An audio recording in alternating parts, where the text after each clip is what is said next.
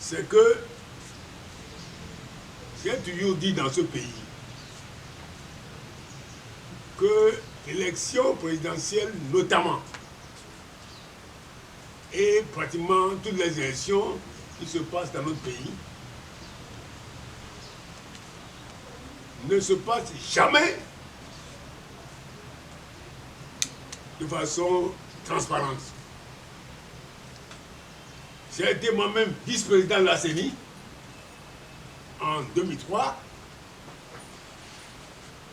et je peux dire que depuis 1994, je mets de côté l'élection de 93 qui était une élection à sens unique avec un seul candidat,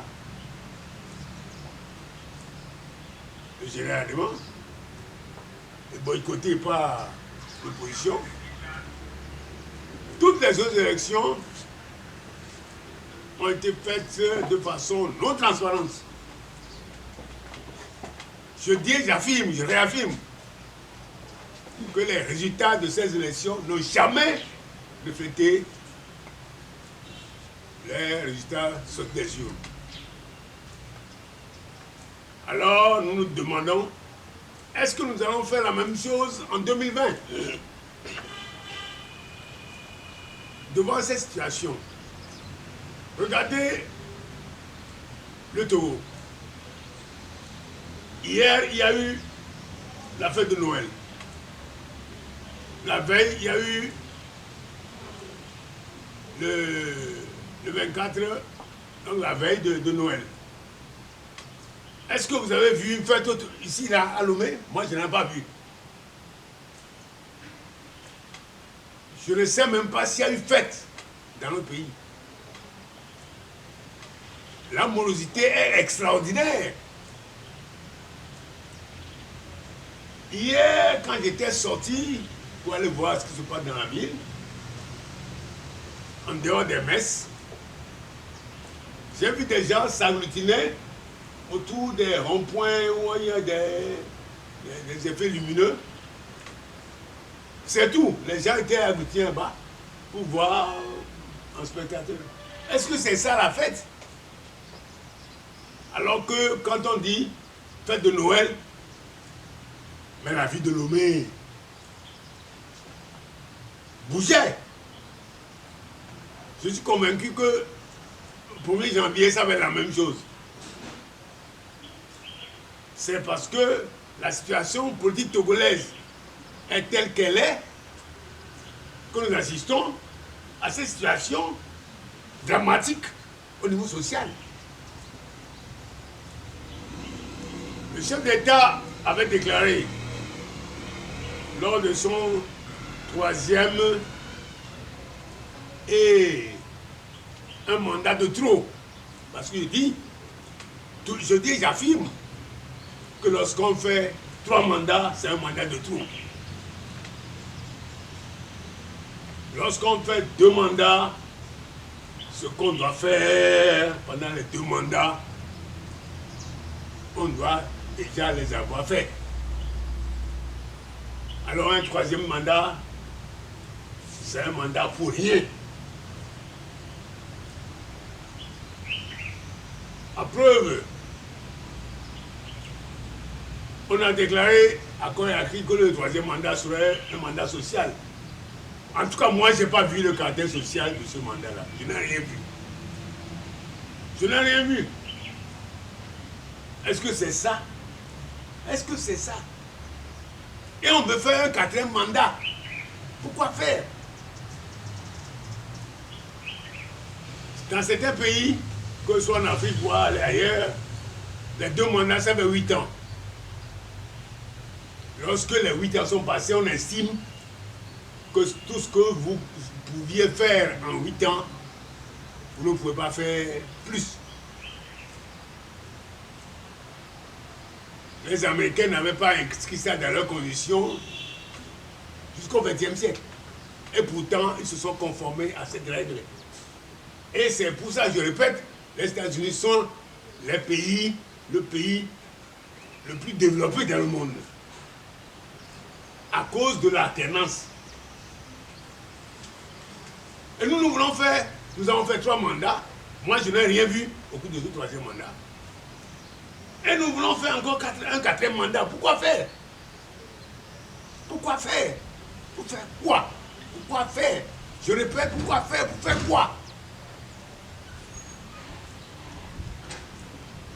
Donc, devant cette situation,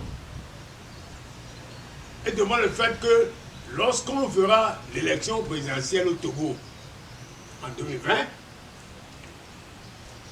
je suis convaincu que les choses se passeront de la même manière que cela s'est toujours passé.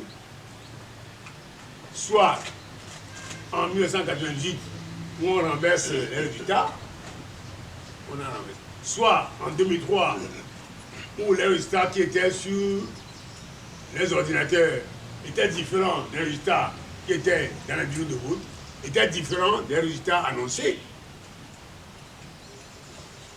Ou, tout bonnement, en 2015, des personnes cagoulées, membres des forces de sécurité, débarquent à la CENI, menacent le président de la CENI, lui donnent un résultat qu'il va lire, alors même qu'il n'avait pas encore fait le dépouillement. Alors que le général Sangaré, envoyé par la francophonie, pour rendre transparent le processus, avait rassemblé tous les éléments pour ce faire, alors qu'il n'était même pas encore arrivé sur les lieux, le résultat était proclamé. C'est un véritable hold-up. Alors, nous avons tout fait, tout, dans le processus de l'élection présidentielle. Qu'est-ce qu'on peut encore inventer en 2020? Alors, il faut faire cette élection-là, le 22 février 2020. Si on la faisait, est-ce que ça ne serait pas exactement comme ça s'est toujours passé? Est-ce que ça ne serait pas comme cela? Pour rendre encore plus morose la situation politique togolaise, pour enfoncer encore le Togo dans un marasme indescriptible. Est-ce que c'est pas ça qui va se passer? C'est pour ça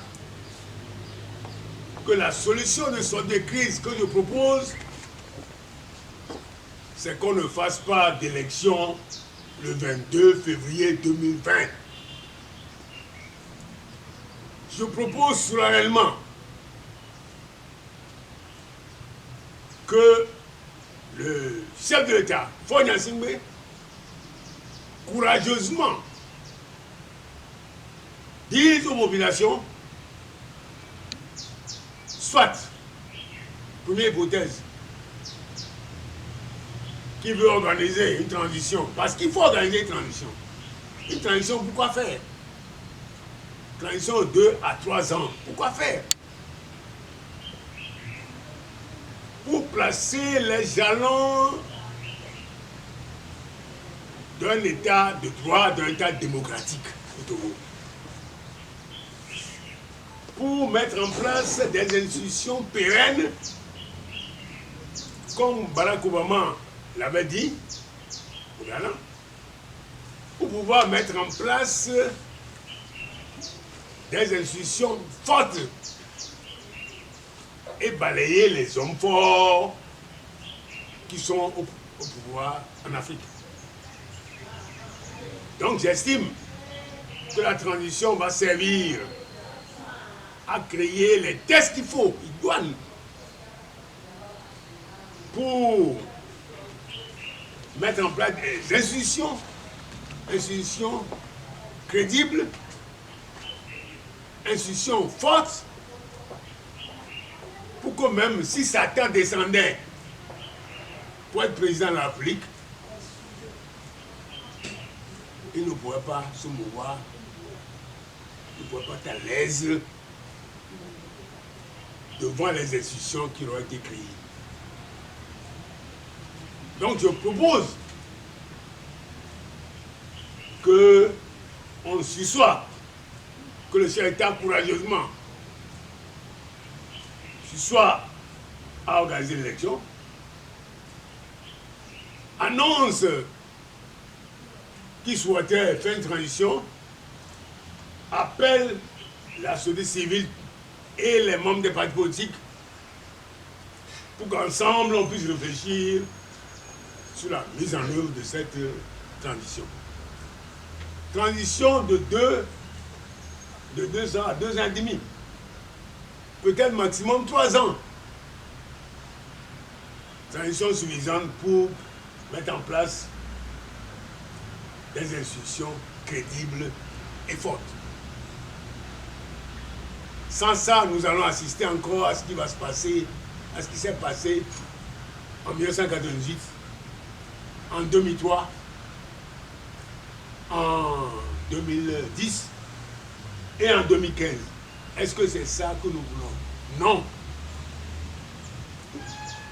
Je dis, je répète,